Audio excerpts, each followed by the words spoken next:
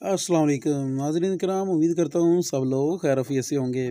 बहुत ही ज़बरदस्त और ताज़ा तरीन ख़बर आ चुकी है, जिसका इंतज़ार था तकरीबन तमाम पाकिस्तानी अवाम को, कि नए आर्मी चीफ़ का ऐलान हो। जैसे कि आप लोग दोपहर से सुन रहे हैं कि समरी जो है ना, वो वज़ीर आज़म के दस्तखत के बाद सदर को जो थी वो पेश कर दी गई थी, सदर की तरफ ट्रांसफ़र कर दी गई थी। तो सदर के जो है ना वो आरफ अलवी साहब, उनके भी बाकायदा दस्तखत हो चुके हैं इस पर। और पाकिस्तान आर्मी के नए चीफ़ जो हैं वो जनाब सैयद आसम मुनीर साहब जो है ना वो इस वक्त बन चुके हैं।